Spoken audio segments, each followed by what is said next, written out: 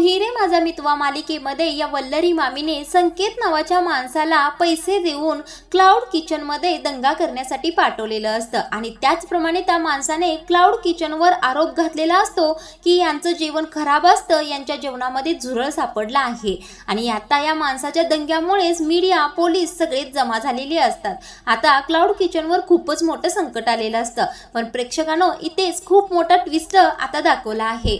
वल्लरी मामी चांगल्याच अडचणीत येणार आहेत। आता या वल्लरी मामींचं सत्य हा संकेत पटापट ईश्वरी आणि अर्णव समोर बोलणार आहे। आता हे नेमकं कसं आणि काय घडणार तेच आपण या व्हिडिओमध्ये पाहणार आहोत। तर प्रेक्षकांनो आपल्या आवडत्या मालिकेमध्ये आता एका पाठोपाठ एक ट्विस्ट दाखवतच आहेत। या राकेशचा आणि वल्लरी मामींचा पापाचा घडा लवकरच भरणार आहे। या मामी इकडे सतत त्या अंजलीचे कान भरत असतात आणि अर्णव, ईश्वरी आणि अंजलीमध्ये भांडण लावत असतात आणि या वल्लरी मामींना त्या ईश्वरी पासून काय प्रॉब्लेम आहे काय माहित, त्या सतत तिला त्रास देण्यामध्येच व्यस्त असतात। काय वाटतं ते प्लॅनिंग करतात आणि तिला अडचणीत आणत असतात। पण प्रेक्षकांनो ईश्वरी आणि अर्णव त्यातून अलगतच बाहेर पडत असतात। आता या वल्लरी मामींनी ईश्वरीला त्रास देण्यासाठी खूपच मोठं प्लॅनिंग केलेलं आहे क्लाउड किचन मध्ये दंगा करण्याचं। आता वल्लरी मामींनी ईश्वरीसाठी जो खड्डा खणलेला असतो त्यामध्ये त्या स्वतःच पडणार आहेत हे नक्की। आजच्या भागामध्ये आपण हेच पाहिलं की अंजली अर्णव बरोबर भांडत असते की तू क्लाउड किचनचा सगळा खर्च का बघत आहेस बरं। त्यावेळेला अर्णव म्हणतो अगं ताई तू काय बोलत आहेस, अशी तर याआधी कधीच बोलायची नाहीस, आता कशी बोलायला लागलीस बरं।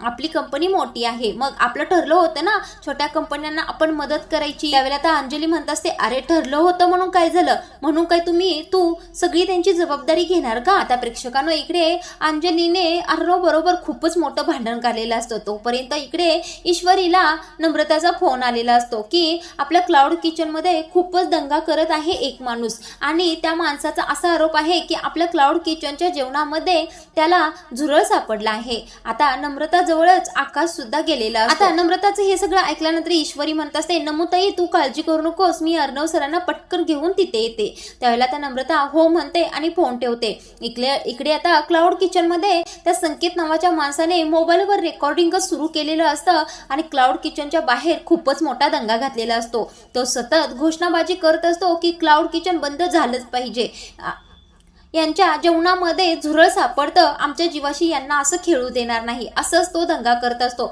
आणि मीडियावाले सुद्धा ते सगळं शूट करून न्यूजवर दाखवत असतात। आता ही न्यूज पाहून वल्लरी मामी इकडे चांगल्याच खुश होत असतात। इकडे आता अंजली अर्णवकडे धावतच येत असते, तेवढ्यातच ती दरवाजा बाहेरूनच ऐकते की अंजली खूप जोराने अर्णवशी भांडत आहे की क्लाउड किचनच्या मेंटेनन्सचा खर्च आपली कंपनी का बघत आहे बरं। आणि अंजली अशी जाब विचारत आहे पाहून ईश्वरीला खूपच वाईट वाटत असतं।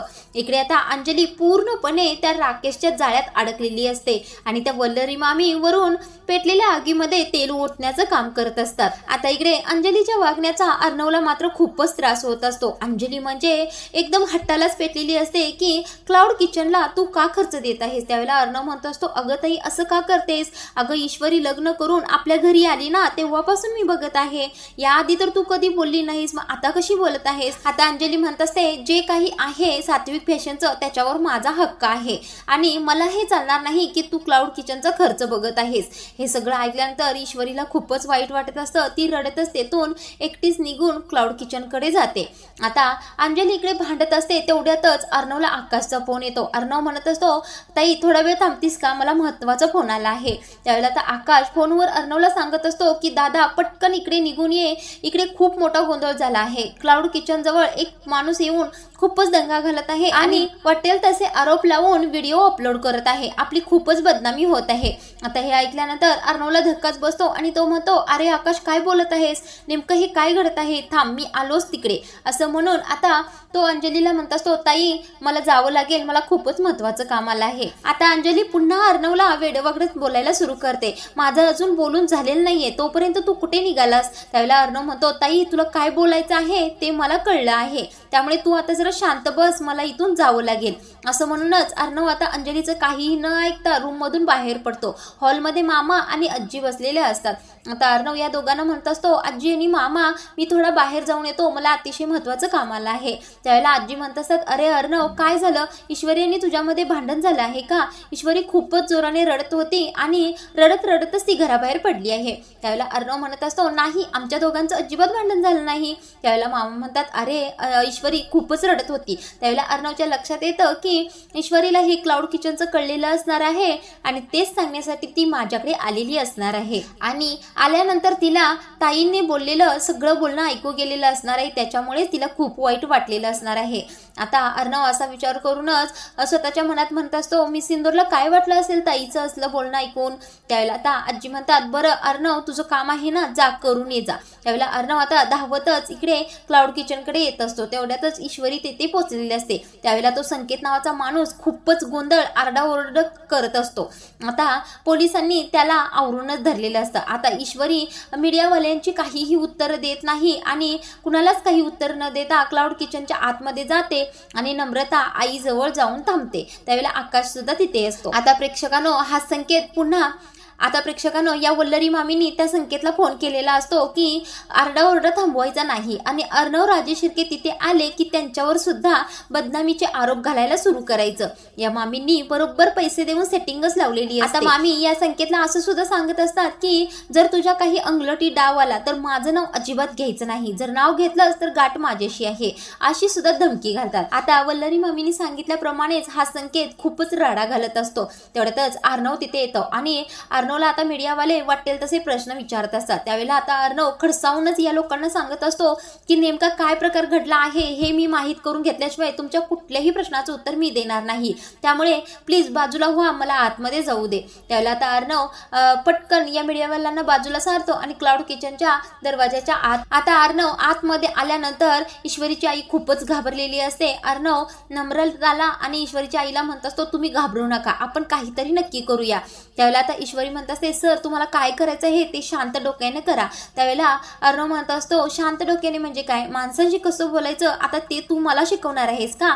त्यावेळेला आता ईश्वरी आणि अर्णव मध्ये थोडी बाताबाची होते. त्यावेळेला नम्रता म्हणत असते, तुम्ही दोघं भांडू नका, आता या वेळेला काय करायचं त्याचा विचार करा. त्यावेळेला आता अर्णव खूपच छान आयडिया करतो, ती म्हणजे त्या संकेतला आतमध्ये बोलवून घेतो आणि त्या संकेतला कॉलर धरूनच धमकावूनच म्हणत असतो, काय रे कुणाच्या सांगण्यावरून करतायस, पटकन बोल नाहीतर इथले इथेच तुला मारून टाकीन बघ. आता अर्णवची धमकी ऐकून हा संकेत खूपच घाबरलेला असतो, तरी सुद्धा हा काय बोलायलाच तयार होत नाही. त्यानंतर अर्णव म्हणतो, 10 लाख रुपये मी तुला देणार आहे, जर त्या माणसाचं नाव मला सांगितलंस तर मी तुला 10 लाख रुपये देणार आहे. त्यावेळेला तो माणूस आता चाचपळतच म्हणत असतो, तुमच्या क्लाउड किचनच्या शेजारी एक माणूस होता आणि त्याचं क्लाउड किचन तुमच्या या क्लाउड किचनमुळे बंद पडलं होतं, त्यानेच मला हे करायला सांगितलं होतं.